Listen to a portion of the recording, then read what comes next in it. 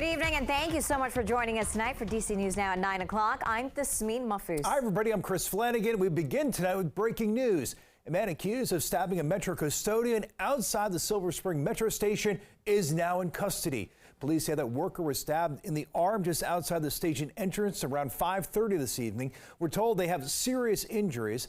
38-year-old Deniyam Tesfaye was arrested a short time ago and is now being charged with first-degree assault. Police are still trying to figure out what led up to that stabbing. And a man is in custody tonight after a bomb threat at BWI Airport today. It happened around 4 o'clock when a man reportedly claimed he had explosives in his car. The investigation shut down traffic for hours, causing a headache for people trying to catch their flight.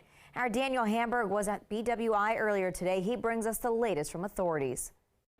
Well, this all started with a suspicious vehicle here on the lower level near baggage claim. One man was taken into custody after he made concerning statements. According to police, that caused a massive backup on the roads leading to the airport, as you can see in these videos, stranding some for hours as those in the terminal were asked to stay in place. At 4:15, BWI said law enforcement gave the all clear and the roads reopened. It wasn't until after 5 the lower level road reopened.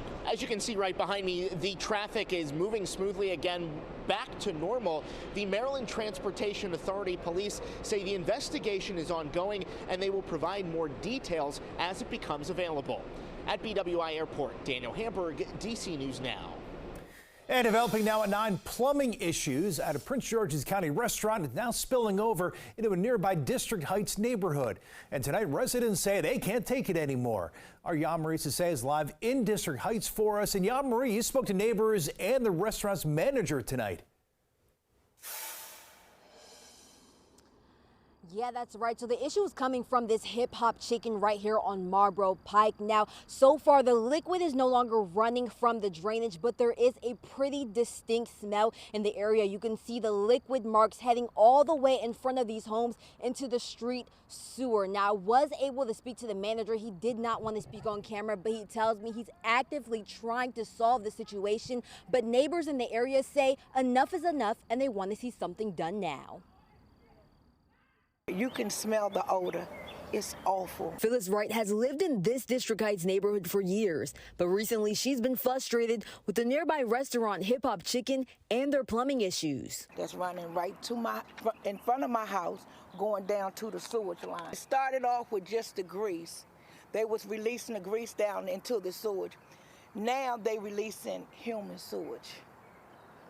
We can't live like this. She said she's complained, but it seems to keep happening. I went and talked to them, and they'll stop for a minute, and then as soon as they think no one is watching, they would do it again.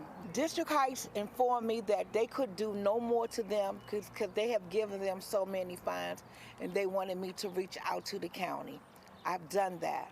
Nothing has been done because, as you can see, we're here today.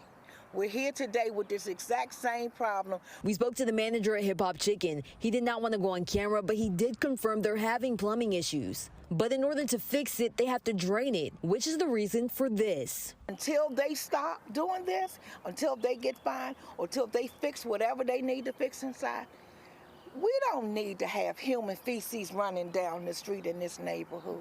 The manager tells me they're trying their best to fix the problem, but neighbors like Wright say something needs to be done soon. And on this street is majority senior citizens that live here. We shouldn't have to live like this at all. Something needs to be done. Now, we did reach out to the city of District Heights and also the county, but did not get a response back just yet. And as I mentioned earlier, the manager of this Hip Hop Chicken on Marlboro Pike say they are working very hard to try to solve the situation, and hopefully something can be solved soon. For now, reporting in District Heights, Maryland, I'm Yamarie Sase, DC News Now.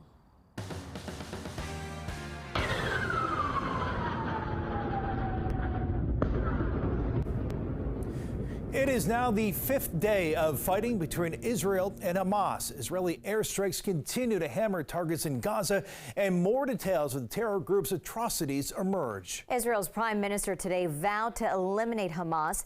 U.S. Secretary of State Antony Blinken is now heading to the region in a show of solidarity. Yeah, nearly 2,000 deaths have now been reported on both sides of the war. That includes at least 22 Americans. And the president says there are still at least 17 Americans unaccounted for. We're working on every aspect of the hostage crisis in Israel, including deploying experts to advise and assist with recovery efforts. We're surging additional military assistance to the Israeli Defense Force, including ammunition, interceptors to replenish the Iron Dome. The president says the U.S. has also sent strong messages to Iran to be careful. He says he thinks the U.S. and Israel have a way to end the conflict, quote, in a way that makes it very difficult for it to be repeated. Now, ahead at 9:30 tonight, we hear from a Fairfax County man whose family is trapped in Gaza, the terror that they're experiencing now, and that man's pleas for their safe return. All right, let's get a first check on the forecast now. Meteorologist Damon Matson in for Chief Meteorologist Janessa Webb. Damon, tomorrow's a peak day of the week, supposed to be really nice. Yeah, exactly right, guys. We're looking at some of our warmest temperatures of the week tomorrow, coupled with some things we've already had much of this week. Some sunshine and very dry, quiet conditions. Now, as we head into the night tonight, though, before those warm temperatures can arrive, it is cooling off, not as quickly as recent nights so far. We still have 62 D.C., 60 in Hagerstown, but everybody else pretty much now well into those low to mid 50s out there. And the reason we're not cooling off as quickly, there's been a lot of cloud cover, and we still have a good amount of that high cloud cover hanging over now the entire region all the way north to the Pennsylvania-Maryland line as a storm system clips by well to our south, and that is all we are going to experience here through the night tonight. Just that increased cloud cover, and off to the north there could be some peaks of clear sky, just enough so that lows should settle in tonight mostly in the 40s. We're likely to see a couple of lower 50s toward the Chesapeake Bay around D.C. But notice the big change out across the Shenandoah Valley where we had 30s frost in some locations last night. Not going to get that cold here. We're talking those low to mid 40s across some of our western counties. So definitely a cool fall-like night is ahead of us. A warm afternoon is also ahead of us come tomorrow. But as we approach the weekend, we've been talking about it throughout the week. We're looking at our next storm system, and is Saturday still looking like quite a soggy start to the upcoming weekend? We'll have a full check of your forecast coming up in just a bit. DC News Now is your local election headquarters, and tonight we're taking a look at the controversies and errors leading up to Election Day in Virginia next month. Our Northern Virginia Bureau reporter Max Marcilla has a look at what you need to know to make sure you're able to vote.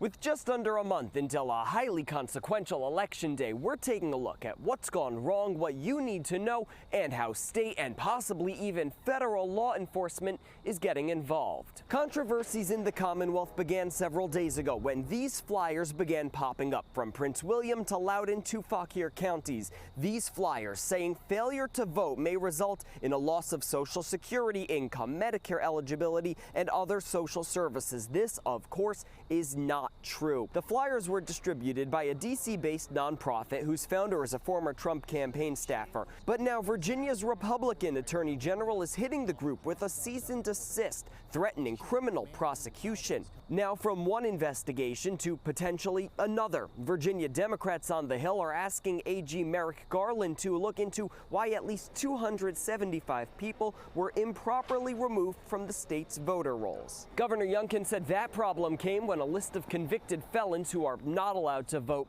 included people with probation violations. They are still allowed to vote. Now Virginia says everyone who was impacted and mistakenly taken off the voter roll will be notified in writing that they've been reinstated.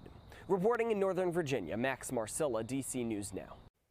Max, thank you. In the battle over House Speaker, Republicans have nominated Congressman Steve Scalise to serve as Speaker over Congressman Jim Jordan. Now, Scalise narrowly clinched the nomination, earning 113 votes when he needed 111.